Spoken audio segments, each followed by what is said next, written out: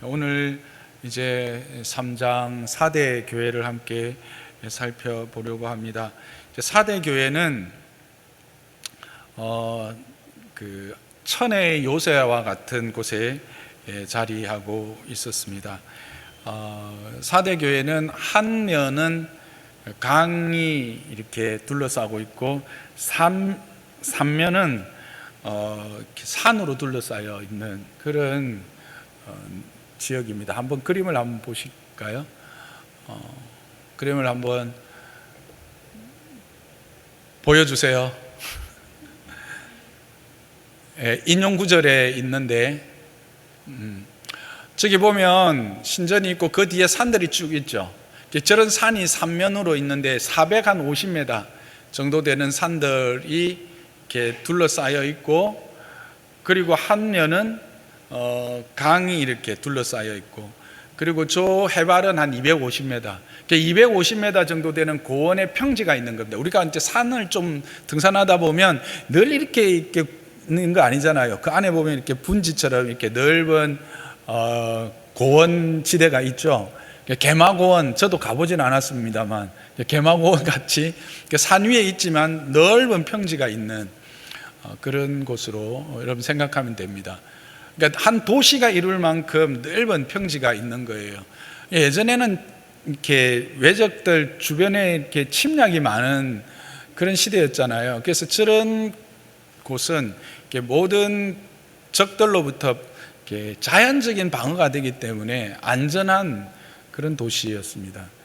그리고 한 면이 그 강이었다 그랬잖아요.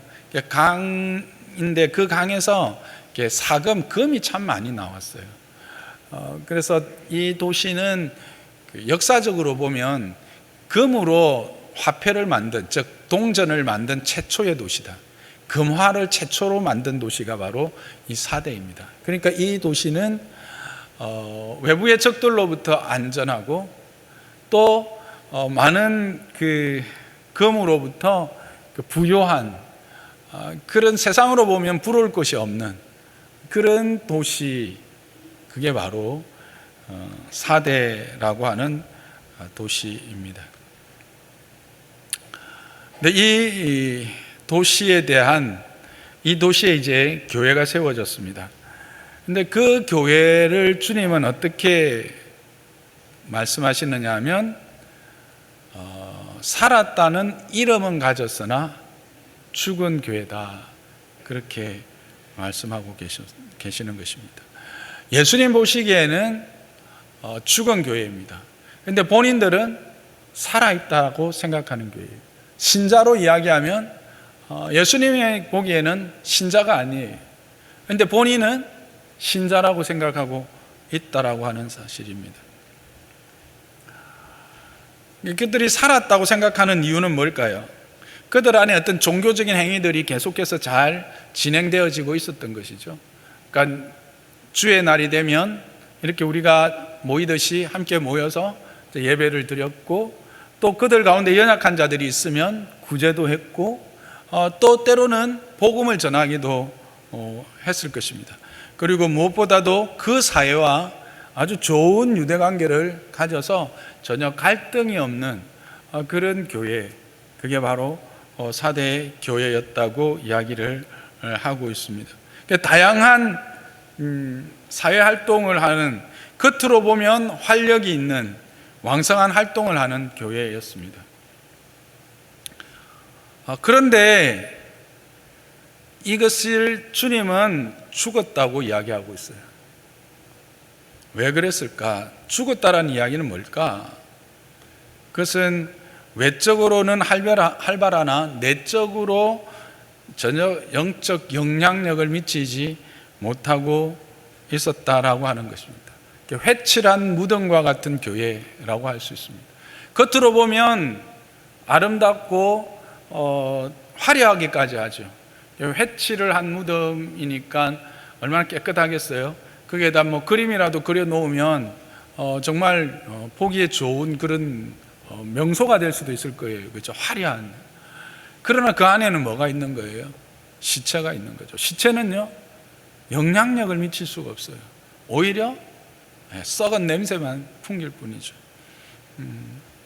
겉으로 보면 뭔가 활력이 있고 왕성한 활동을 하는 것 같지만 세상에 대해서 아무런 영향력을 미치고 있지 못했다라고 하는 것입니다. 그 교회가 4대 교회였습니다. 그럼 조금 더 구체적으로 살았다고 하나 죽은 것이 어떤 의미일까? 디모데전서 5장 6절을 보면 이야기되고 있습니다. 함께 보겠습니다. 시작. 향락을 좋아하는 자는 살았으나 죽었느니라.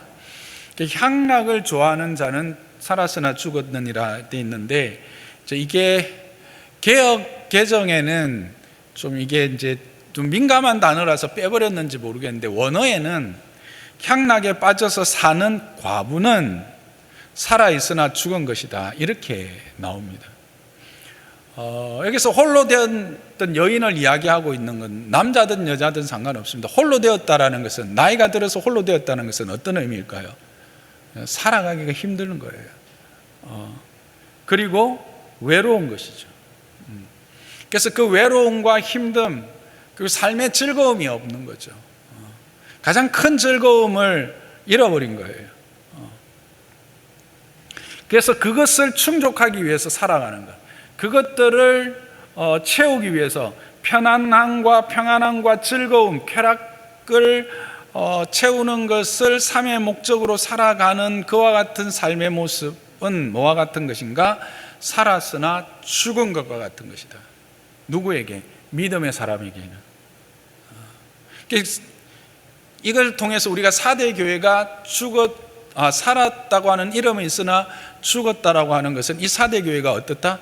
그들이 가지고 있는 그런 편안함들, 그 다음에 부유함들 가운데 취해서 그것이 삶의, 즉 신앙함의 궁극적인 이유인 것처럼 생각하고, 믿음의 본질인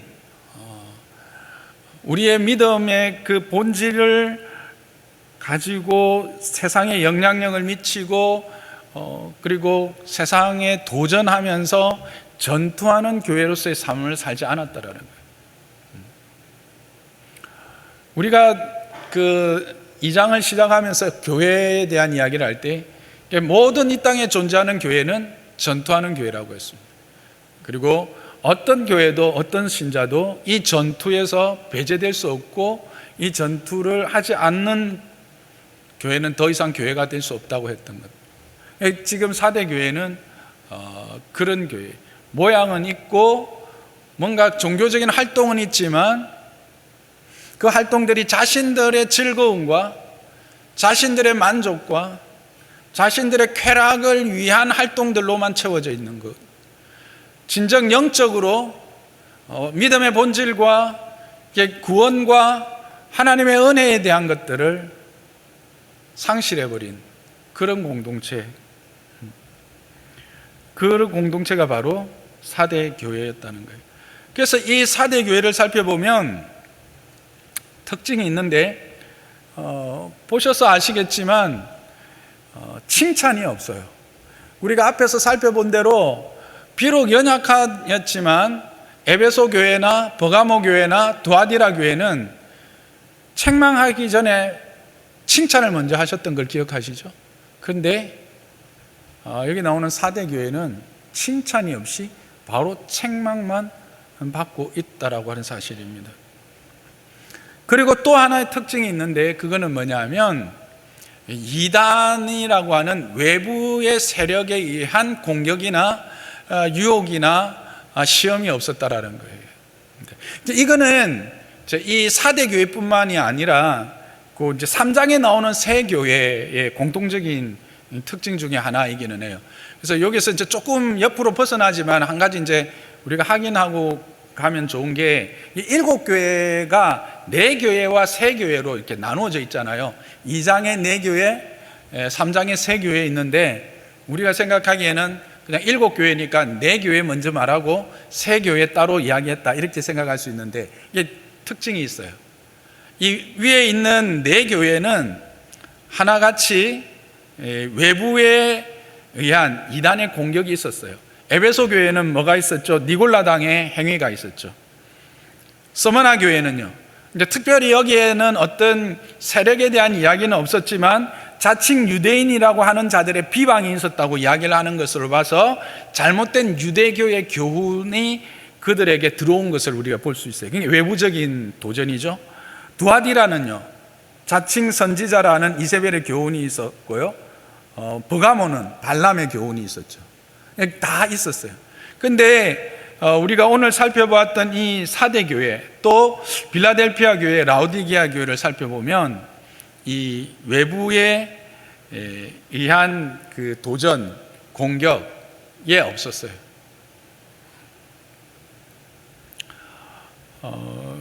그걸 통해서 이제 우리는 뭘 좀 생각해 볼 수 있느냐 하면, 이들이 살았다는 이름은 가졌으나 죽었다라고 하는 그것이 어떤 의미일까? 왜 그들은 이 이단의 공격이 없었을까? 이걸 좀 생각해 볼 수 있을 것 같아요. 전투하는 교회라고 했습니다. 전투에는 누가 존재해요? 적이 존재해요. 그렇죠? 근데 보니까 전투하러 나갔는데 보니까 적이 아니야. 그러면 어떻게 하겠어요? 싸울 이유가 없는 거죠. 사단의 공격이 없었다? 그 말은 뭘까요? 굳이 사단이 와서 이 교회를 도전하거나 유혹할 이유가 없었다라는 거예요. 보니까 비슷한 거예요. 오히려 내버려 두는 게 더 나아 보였다는 거죠. 그래서 어떤 학자는 이렇게 이야기합니다. 사대 교회는 이단에 빠질 만큼의 열심도 없었고 이단의 유혹을 받을 만한 관심도 없었다. 무엇에 대한 관심일까요? 우리의 믿음, 우리의 신앙함의 이유, 이런 근본적인 질문도 없었고 그런 의문도 없었다라는 이야기예요. 여러분, 이단에 빠지는 사람들, 이단에 속한 사람들이 예수를 안 믿는 사람들이 가요? 아니면 예수를 믿는 사람들이 가요? 예수를 믿는 사람들이 가요. 자, 그렇다면 예수를 믿는 사람들 중에 그냥 예수님 교회는 나오고 그냥 내가 누군가 나에게 종교가 뭡니까 물으면 그리스도인입니다 라고 말하는 사람들, 그래서 내가 믿는 이 예수님이 어떤 분인지, 또 내가 소유하고 있는 믿음이 무엇인지, 이 믿음을 어떻게 하면 내가 더 부유하게, 또 이 믿음을 통해서 내가 하나님의 사람임을 어떻게 하면 드러낼까, 그렇게 고민하는 사람들이 빠져요? 아니면 그거에 대한 아무런 고민과 관심이 없이 그냥 왔다 갔다 하는 사람들이 빠져요? 열심히 있는 사람들, 뭔가 고민하는 사람들이 빠지죠. 그러니까 그렇게 보면 이 사대 교회가 지금 어떤 상태인지를 아시겠죠? 환경적으로는 천혜의 요새 안에서 편안해요. 적들의 공격도 없어요. 도적들도 없어요. 내부적으로는 강가에 나가서 그냥 채만 치면 금이 이렇게 들어와, 사금이 들어와서 이제 부요해. 필요한 것 다 살 수 있어. 그런데 이제 기독교로 가는 종교가 왔어. 교회가 생겼어. 가보니까 사람들도 많고, 뭔가 하나님의 자녀가 됐다 하고, 너무 좋아. 그래서 그냥 교회 출석해. 그런데 이 예수가 누구인지, 이 복음이 뭔지, 십자가가 뭔지 별로 관심 없어. 그냥 내가 좋으니까, 그가 뭔가 편하고, 뭔가 좋은 관계들이 있으니까, 오고 가고 하고 있었다라고 하는 사실입니다. 여러분, 언제 신앙생활 하면서 시험을 받으세요? 많은 경우에 이런 경우에 시험을 받으시죠? 저 사람은 제대로 신앙생활도 안 하는 것 같은데 어떻게 저렇게 문제가 없지?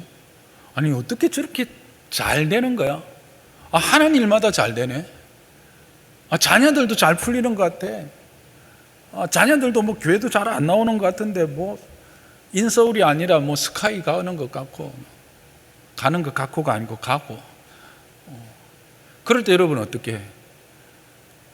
주님 앞에 나와서 울죠. 어떻게 된 겁니까 하나님?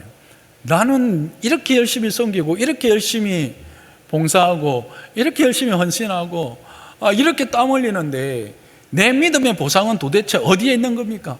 하면서 여러분 땅을 치고 애통하지 않으세요? 그러면서 시험 들지 않으세요? 아니시라고요. 다행이네요. 근데 많은 이들이 거기에 시험이 들잖아요. 우리의 믿음의 보상, 우리의 믿음의 답을 우리는 이 땅에서 계속 찾기 때문에 거기에 이제 시험이 들게 돼 있어요. 이런 이제 4대 교회를 보면 시험에 드는 거죠. 근데 주님은 이런 교회를 지금, 이런 신자를 지금 어떻게 판단하고 계신다고요? 죽은 자라고 하는 거예요.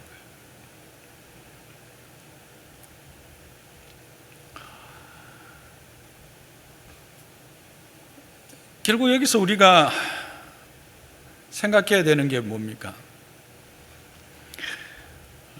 평안하다, 안전하다.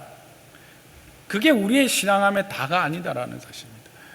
우리의 신앙함에 있어서 내 믿음이 어디에서 오는지, 내 믿음이 결국 어디로 가는지에 대한 끊임없는 질문을 해야 돼요.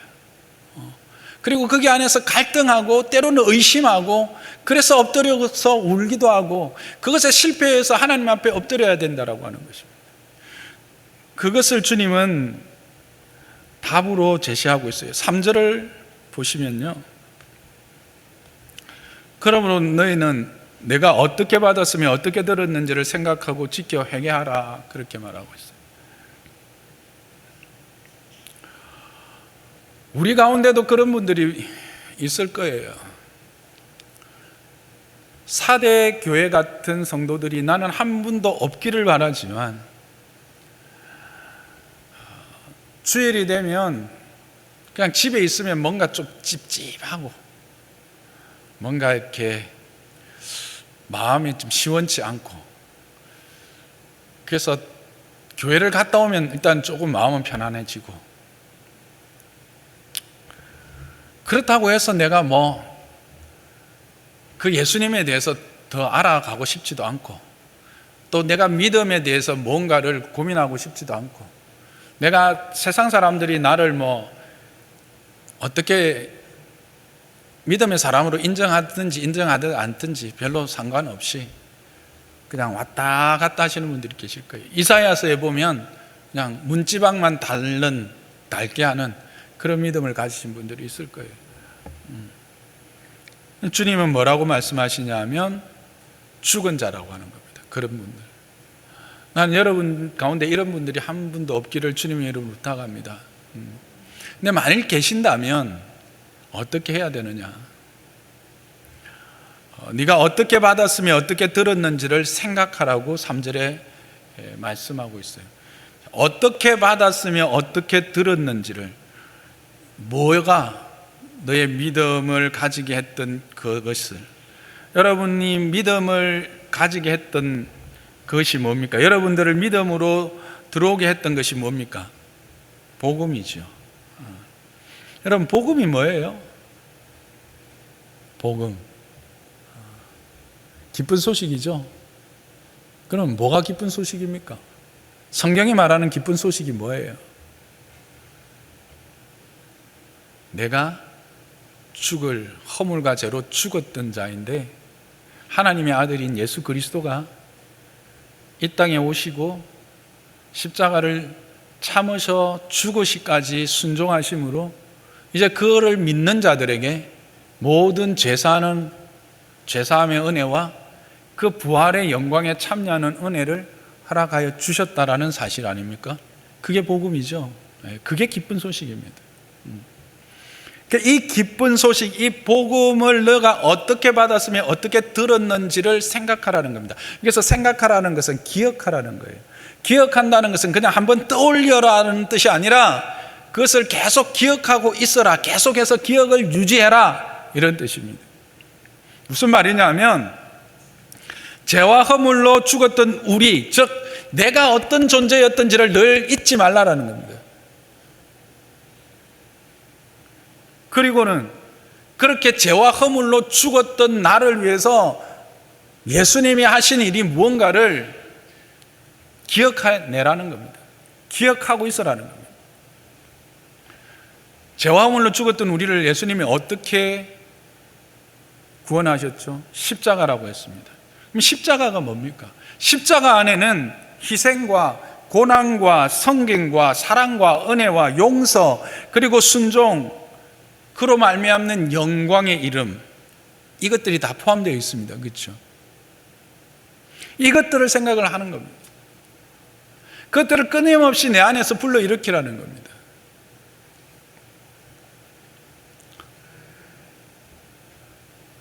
내가 이 땅에서 이 걸음을 걸어가는 게 정말 그 그리스도의 십자가를 쫓아가는 것인가? 나의 이 믿음이 정말 주님의 그 십자가를 닮은 믿음인가? 희생, 고난을 감당하는 대가를 지불하는 믿음인가? 그런 성김이 내 안에 있는가? 그 사랑을 받은 사랑을 내가 나누고 있는가? 그 용서를 받은 내가 용서하고 있는가를 늘 생각하는 거예요.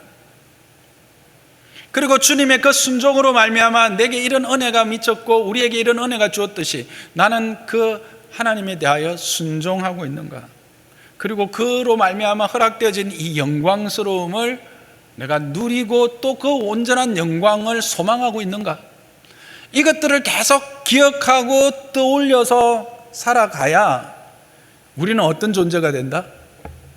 영향력 있는, 이름만이 산자가 아니라 진정 살아서 영향력을 미치는, 선한 영향력을 미치는 그런 참된 신자, 성도가 된다라고 하는, 살았다라고 하는 이름은 있으나 죽은 존재가 아니라 정말 살아서 역사하는 이 생명의 부요함과 풍성함을 누릴 수 있게 된다라고 하는 사실을 지금 말하고 있는 겁니다.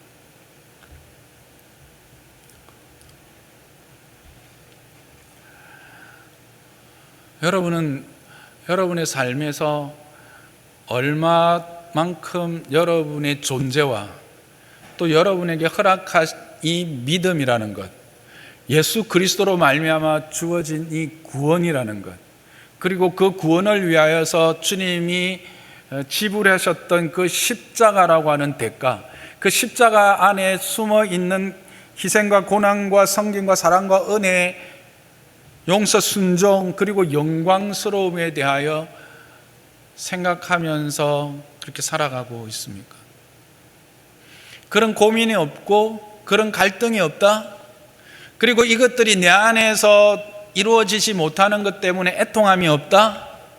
그러면 죄송하지만 여러분은 살았다라고 하는 이름은 가졌지만 죽은 자일 수 있다라고 하는 사실을, 그것을 주님은 지금 우리에게 경고하고 계시는 거예요.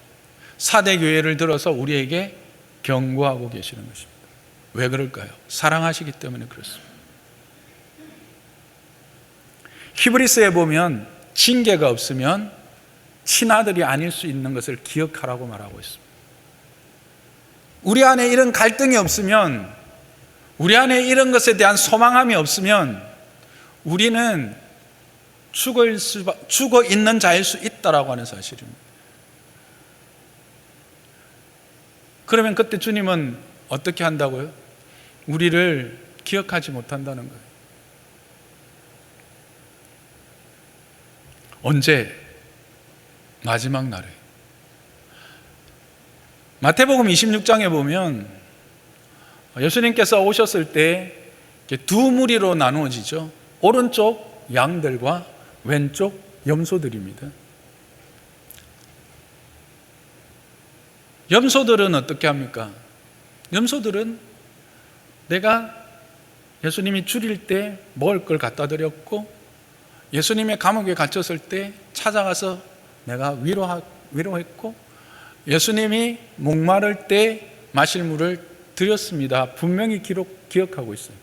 그런데 예수님 입장에서는 기억이 없다는 거예요. 모르겠다라는 거예요.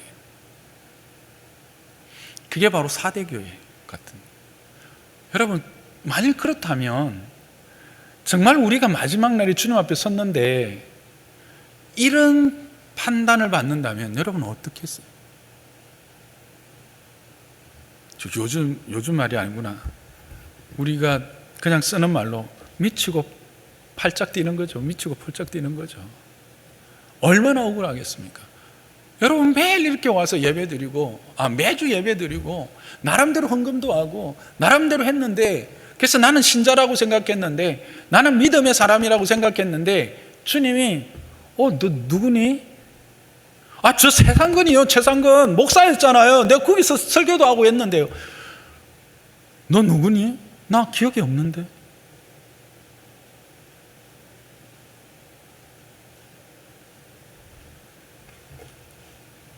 왜 이런 말씀을 하실까? 우리에게 사랑하셔서 우리를 돌아보게 하시는 거예요. 나의 믿음의 자리가 어디 있는가? 4대 교회처럼 먹고 쓰고 입는 것에 아무런 문제가 없고 내 편안함에 내 삶의 영역에 어떤 도전도 없는 그런 삶 가운데 그것이 내 믿음의 보상의 전부인 것으로 생각하는, 그것이 내 믿음의 전부인 것으로 생각하고 살아가는 자가 있다면 이 말씀을 통해서 도전을 받고 자기 자신을 돌아보라는 주님의 음성인 것입니다. 앞에도 말씀드렸습니다. 이 땅의 교회는 다 전투하는 교회입니다. 그런데 그들에게 싸울 준비도 되어 있지 않고 말씀에 대한 순종의 자세도 없고 그리고 세상에 대해서 겁을 내어서 대충 타협하고 대충 그들과 어울려서 그렇게 살아가는 자가 있다면 사단이 굳이 건드리겠어요?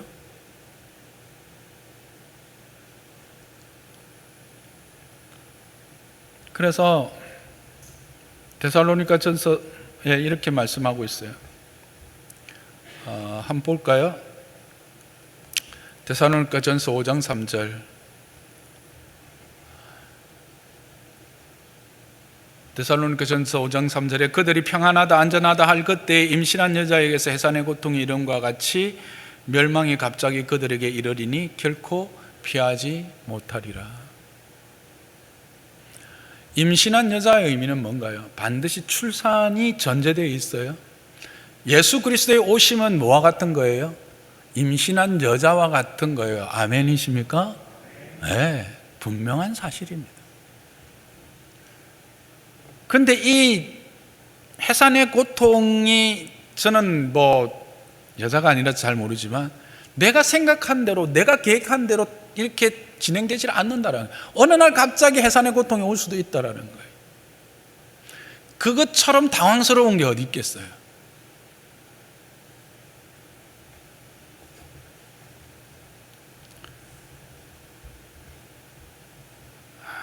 사랑하는 성도 여러분, 여러분은 지금 어떤 상태에 있습니까? 우리 교회는 이 전 우주적 교회의 관점에서 볼 때 4대 교회가 되지 않기를 주님의 이름 축복합니다. 우리 교회 안에 어떤 성도도 이 4대 교회와 같이 살았다라고 하는 이름만 가진, 신자라고 하는 이름만 가진 자가 없기를 주님의 이름 축복합니다. 정말 참으로 살아서 그 흰 옷을 입은 자와 같이 주님과 함께 거니는 복을 누리시기를 주님의 이름 축복합니다. 생명책에 그 이름이 지워지지 않는 복을 누리시기를 주님의 이름으로 축복합니다. 이것을 주님은 우리에게 말씀하고 계시는 것입니다. 그러므로 우리는 어떻게 해야 될까요? 말씀을 드린 것처럼 다시 어떻게 받았는지 들었는지를 생각을 하고 다시 복음으로 돌아가야 합니다. 어디로요? 십자가로 돌아가야 합니다. 내 삶에 진정한 희생이 있었는가? 내 삶에 주님을 향한 참된 대가의 지불이 있었는가? 내 삶에 진정한 순종이 있었는가? 내 삶에 받은 은혜에 대한 용서가 내 삶을 통해서 사람들에게 나타났는가? 내가 자녀인데 이 자녀됨의 구체적인 증거들이, 그래서 세상이 그것으로 나를 자녀로 인정하고 있는가?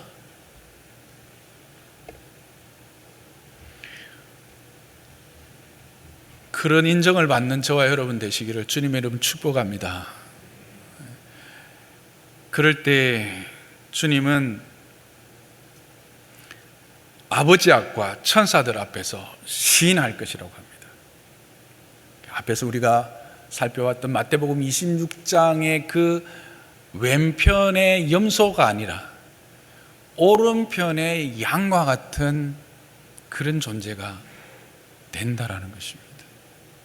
나는 비록 기억하지 못해도, 나는 내가 하나님의 자녀라고 하는 사실을 분명히 알고 그 자녀됨의 이 십자가의 사랑과 은혜와 용서와 수고와 아름다운 섬김들을 행했지만 그 모든 것을 나는 기억하지 못해도 주님은 기억하시고 그렇게 나를 기억하시는 존재, 내 삶에 일어나는 수없이 많은 질문과 의심들을 향해서 그냥 무관심하게 흘러보내는 게 아니라 그것들을 위해서 갈증을 느끼고 갈구하며 이것이 왜 내게는 이 십자가가, 왜 내게는 이 부활의 영광이, 왜 내게는 이와 같은 열매들이 없을까? 나는 왜 그때 하나님께로부터 받은 바 은혜의 감격과 기쁨들이 지금은 누리지 못할까에 대해서 고민하며 관심하며 세상의 그 어떤 것보다도 하늘의 것에 대하여 관심하고 그것을 위해서 수고하고 애쓰는 그런 열심이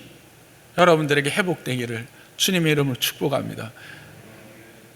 그래서 그것 때문에 그것이 내 안에 없음으로 말미암아 애통하는 자가 되기를 주님의 이름으로 축복합니다.